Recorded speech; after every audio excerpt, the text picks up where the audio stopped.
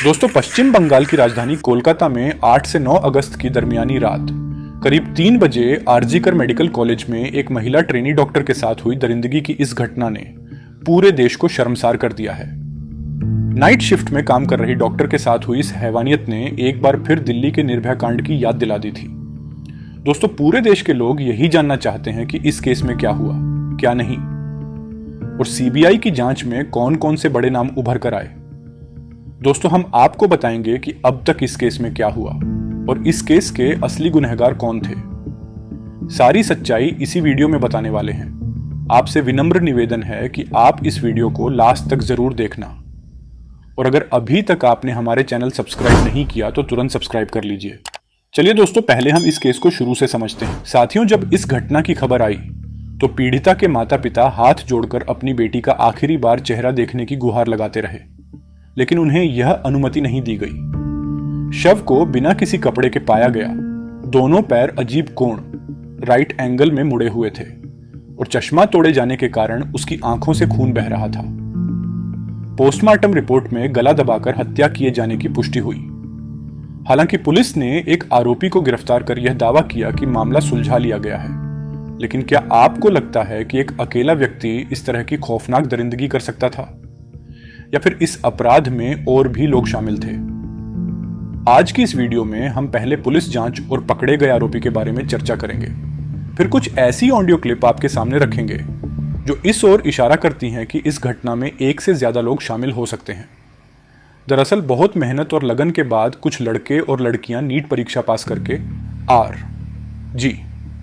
कर medical college में junior doctor के तौर पर डॉक्टरी की ट्रेनिंग के लिए आते हैं। इसी कॉलेज में एक लड़की थी जिसने कठिन परिश्रम और संघर्ष के बाद इस मुकाम को हासिल किया था। उसके माता पिता का सपना था कि उनकी इकलौती बेटी पढ़ लिखकर डॉक्टर बने और गरीबी से छुटकारा दिलाए। उस लड़की के पिता कोलकाता से दूर उत्तर 24 परगना जिले में रहते थे। उनके परिवार में सिर्फ 3 ही सदस्य थे, वह जूनियर डॉक्टर लड़की, उसकी मां और उसके पिता। बेटी की पढ़ाई और घर चलाने के लिए उसके पिता स्कूल यूनिफॉर्म बेचने का काम करते थे। बड़ी मुश्किलों से कमाए पैसों से उन्होंने अपनी बेटी को पढ़ाया, लेकिन बदले में उन्हें जो मिला वह बेहद दर्दनाक था। उनकी बेटी ने धीरे धीरे एमबीबीएस की पढ़ाई पूरी कर ली थी। एमबीबीएस करने के बाद अब वह कर मेडिकल कॉलेज में पीजी सेकंड ईयर की छात्रा थी। अब उसके सामने एक शानदार करियर था, वही सपना जिसे उसके माता पिता ने बचपन से देखा था, अब पूरा होने वाला था। उनकी बेटी डॉक्टर बनने वाली थी और उनके घर के हालात भी बदलने वाले थे। लेकिन अचानक 9 अगस्त की सुबह उनके सारे सपने चकनाचूर हो गए। जिस बेटी से उन्होंने 8 अगस्त की रात फोन पर बात की थी, उसी बेटी की मौत की खबर सुबह उनके परिवार को मिली। माँ बाप रात को बेटी से बात करके चैन की नींद सो गए थे, लेकिन अगली सुबह इतनी भयावह होगी यह उन्होंने कभी सपने में भी नहीं सोचा था। दरअसल ट्रेनी डॉक्टर मोमिता देवनाथ कर मेडिकल कॉलेज में नाइट ड्यूटी कर रही थी। वह पिछले कई दिनों से लगातार नाइट शिफ्ट में थी। उसकी ड्यूटी रात 10 बजे के आसपास शुरू होती थी और जब सुबह शिफ्ट खत्म होती तो वह सीधे अपने घर चली जाती थी।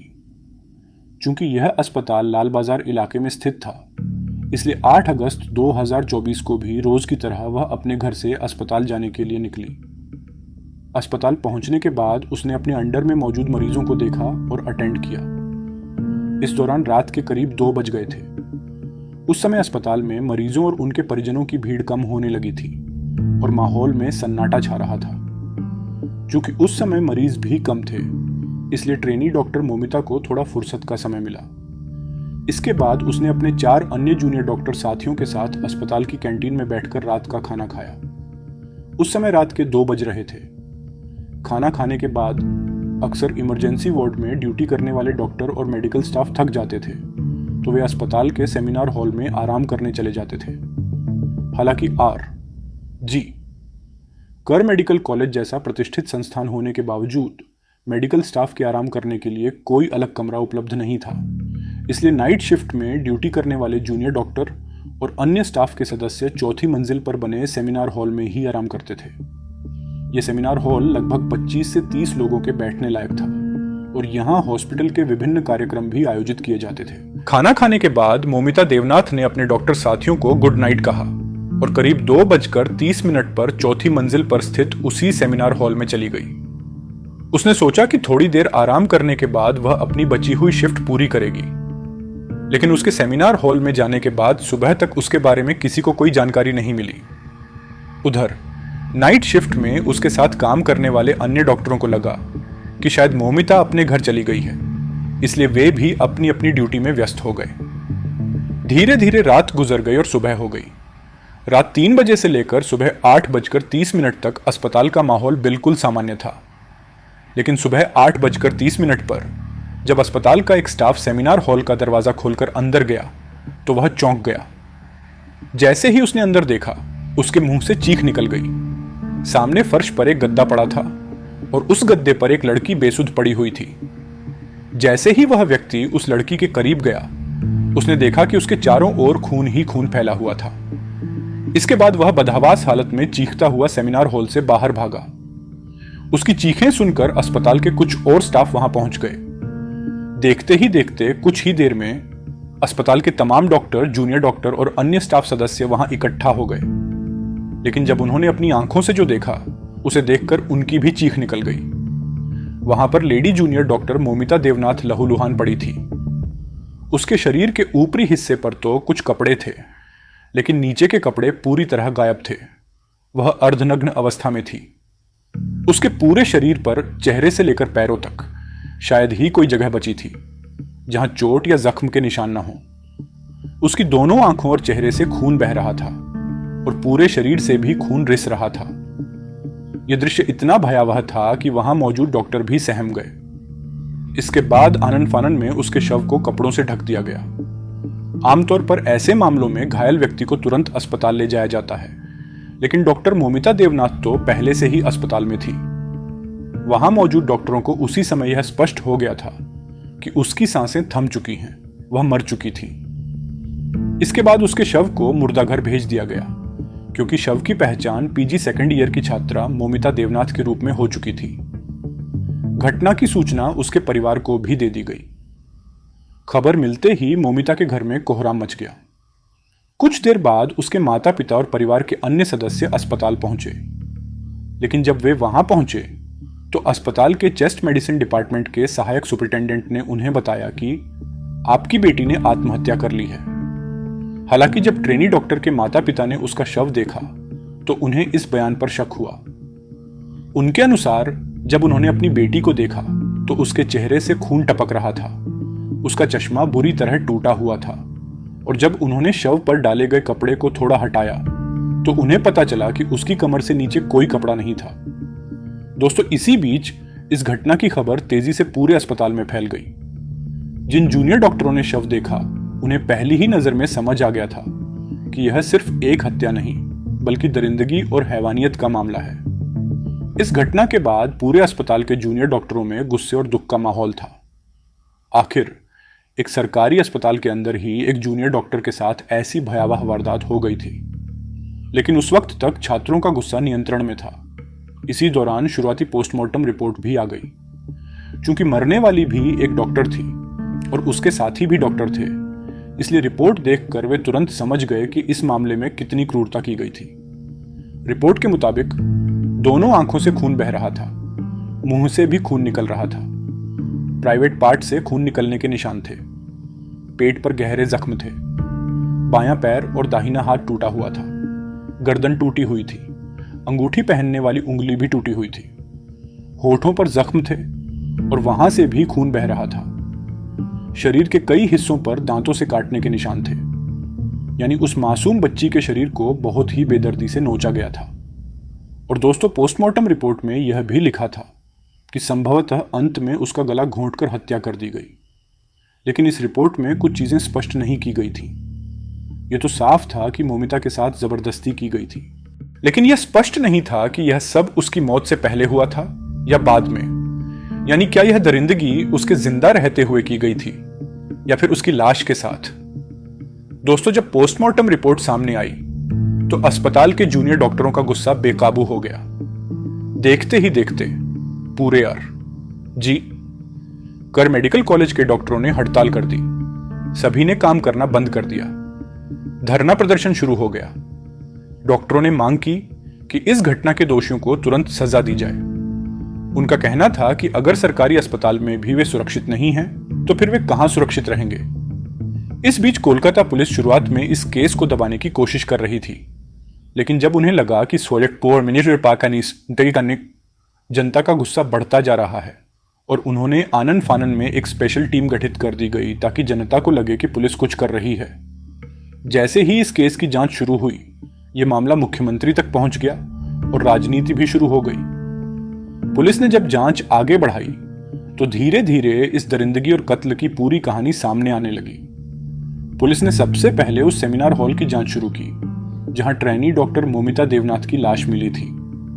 लेकिन एक बड़ी चुनौती यह थी कि सेमिनार हॉल के अंदर कोई सीसीटीवी कैमरा नहीं था, जिस वजह से यह पता लगाना मुश्किल था कि उस रात वहां क्या हुआ था। इसके बाद कोलकाता पुलिस ने यह पता लगाना शुरू किया कि जूनियर डॉक्टर मोमिता आखिरी बार कब, कहां और किस इमरजेंसी वार्ड में ड्यूटी पर थी। साथ ही नाइट ड्यूटी में मौजूद उसके दोस्तों और अन्य चश्मदीदों से भी पूछताछ की गई। पुलिस को क्या पता चला? पूछताछ में पता चला कि डॉक्टर मोमिता ने आखिरी बार अपने 3-4 दोस्तों के साथ खाना खाया था। इसके बाद पुलिस ने उन दोस्तों से भी गहन पूछताछ की। पूछताछ और अन्य सबूतों के आधार पर पुलिस ने अनुमान लगाया कि करीब रात 3 बजे खाना खाकर मोमिता सेमिनार हॉल में आराम करने के लिए गई थी। अस्पताल के ज्यादातर डॉक्टर और स्टाफ के लिए सेमिनार हॉल में जाकर आराम करना सामान्य था, क्योंकि वहां कोई सीसीटीवी कैमरा नहीं था। इसीलिए पुलिस ने सेमिनार हॉल के आसपास लगे सीसीटीवी कैमरों पर ध्यान केंद्रित किया। काफी खोजबीन के बाद पुलिस को 2 ऐसे कैमरे मिले जो सेमिनार हॉल के एंट्री और एग्जिट गेट को कवर कर रहे थे। इसके बाद पुलिस ने चश्मदीदों द्वारा बताए गए समय रात 3 बजे से सुबह 8 बजे तक के सभी सीसीटीवी फुटेज को खंगालना शुरू किया। जांच के दौरान कई लोग सेमिनार हॉल की तरफ जाते हुए दिखे। इनमें कई नर्सें, जूनियर डॉक्टर और कुछ अन्य स्टाफ मेंबर भी शामिल थे। अब पुलिस के सामने सबसे बड़ी चुनौती यह थी कि इनमें से किस पर शक किया जाए।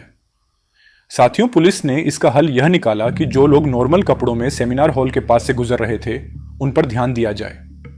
इसके बाद पुलिस ने हॉस्पिटल स्टाफ के सीनियर अधिकारियों को बुलाकर सीसीटीवी फुटेज दिखाया और उनसे संदिग्धों की पहचान करने के लिए कहा। तभी एक व्यक्ति पर पुलिस की नजर पड़ी। स्टाफ ने बताया कि यह व्यक्ति संजय रॉय था।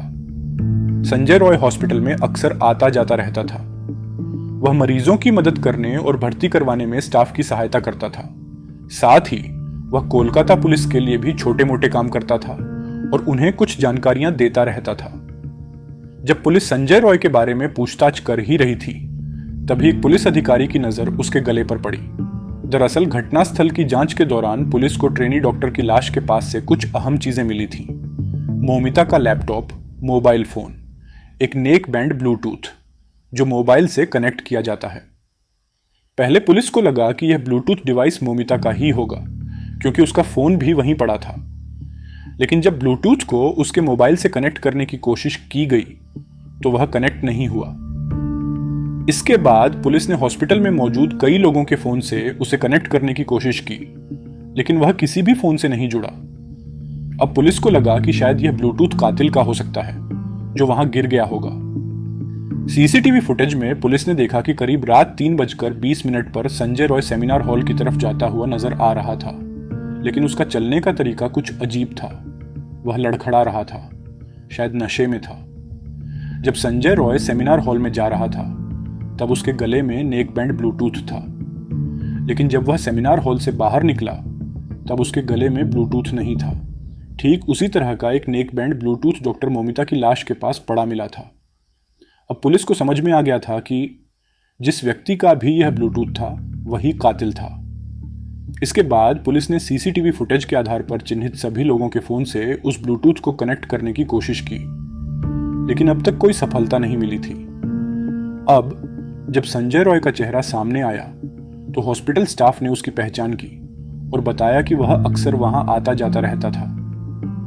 इसके बाद कोलकाता पुलिस तुरंत संजय रॉय को गिरफ्तार कर लेती है। उस समय संजय नशे में था और जब पुलिस उससे पूछताछ कर रही थी तो वह सवालों के सही जवाब नहीं दे रहा था। पुलिस कुछ पूछ रही थी और वह कुछ और जवाब दे रहा था। लेकिन तभी एक पुलिस अधिकारी ने घटनास्थल से मिला ब्लूटूथ डिवाइस संजय के मोबाइल से कनेक्ट करने की कोशिश की और ब्लूटूथ तुरंत संजय के फोन से कनेक्ट हो गया।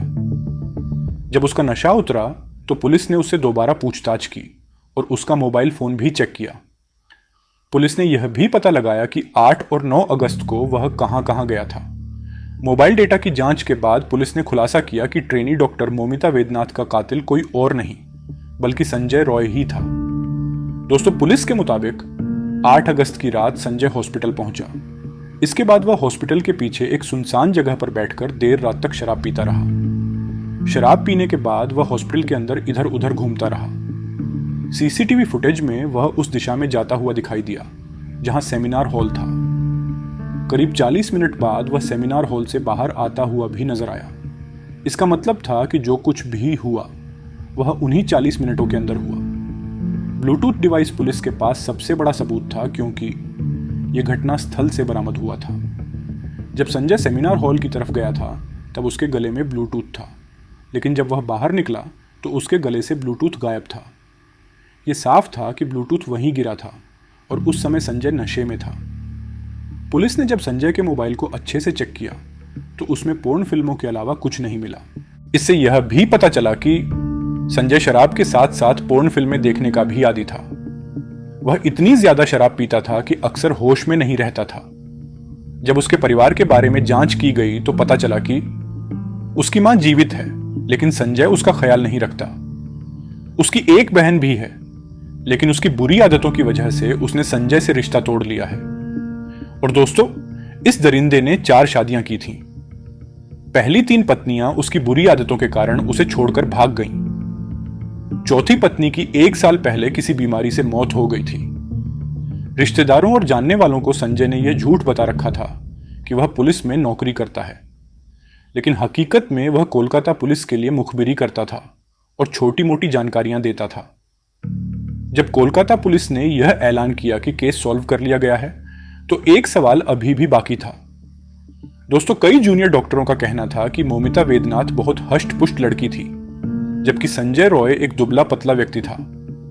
इसलिए संभावना यह थी कि इस अपराध में संजय अकेला नहीं था। सबसे बड़ी बात यह थी कि संजय उस समय नशे में धुत था और ठीक से चल भी नहीं पा रहा था। तो क्या वह अकेले ही ट्रेनी डॉक्टर पर काबू पा सकता था? जब पुलिस से यह सवाल पूछा गया तो उनका जवाब था कि हो सकता है कि संजय ने सेमिनार हॉल में जाकर जूनियर डॉक्टर के साथ जबरदस्ती करने की कोशिश की हो। जब उसने विरोध किया तो संजय ने उसे किसी भारी चीज से मारा हो, जिससे वह बेहोश हो गई। शायद उसी समय उसकी मौत हो गई थी। संभावना यह भी है कि डॉक्टर की मौत के बाद संजय ने उसके साथ दरिंदगी की हो, क्योंकि अगर वह होश में होती तो संजय के लिए उसके साथ जबरदस्ती करना संभव नहीं था। लेकिन एक दूसरी थ्योरी यह भी थी कि इस अपराध में एक से ज्यादा लोग शामिल थे। अब सवाल यह था कि अगर संजय अकेला नहीं था तो बाकी लोग कौन थे? क्या वे हॉस्पिटल का स्टाफ था? क्या उसके अपने दोस्त ही इसमें शामिल थे, या संजय की तरह के ही कुछ और शराबी लोग इसमें शामिल थे? अब तक पुलिस की इस मामले में भूमिका को लेकर काफी सवाल उठ रहे हैं। कई बड़े अधिकारियों ने ट्रेनी डॉक्टर के परिवार वालों से सेटलमेंट करने की बात कही, लेकिन सेटलमेंट किस आधार पर और क्यों किया जाए, यह समझ से परे है। इसके बाद जूनियर डॉक्टर के परिवार वालों ने सीबीआई जांच की मांग करते हुए हाई कोर्ट में याचिका दायर की। हाई कोर्ट ने भी इस मामले को गंभीरता से लिया, क्योंकि अब पुलिस पर न तो हाई कोर्ट को भरोसा है, न ही पीड़ित परिवार को और न ही आम जनता को। इसी वजह से कोलकाता पुलिस ने 14 अगस्त की सुबह यह केस सीबीआई को सौंप दिया। दोस्तों, अब इस मामले की आगे की जांच सीबीआई कर रही है। लेकिन दोस्तों, जनता जानना चाहती है कि क्या ममिता को न्याय मिलेगा, या फिर यह मामला भी सुशांत सिंह राजपूत केस की तरह ठंडे बस्ते में चला जाएगा? दोस्तों, इस घटना को सुनाने का हमारा उद्देश्य किसी का दिल दुखाना या परेशान करना नहीं है, बल्कि आपको सचेत और जागरूक करना है। इस पूरी घटना पर आपकी क्या राय है? कमेंट बॉक्स में जरूर बताएं। अगर हमारी मेहनत आपको पसंद आई हो तो इस वीडियो को लाइक करें, शेयर करें और चैनल को सब्सक्राइब जरूर करें। दोस्तों, मुझे आपके सपोर्ट की सख्त जरूरत है। अगर आप हमारे चैनल को सब्सक्राइब करते हैं, बहुत बहुत मेहरबानी होगी।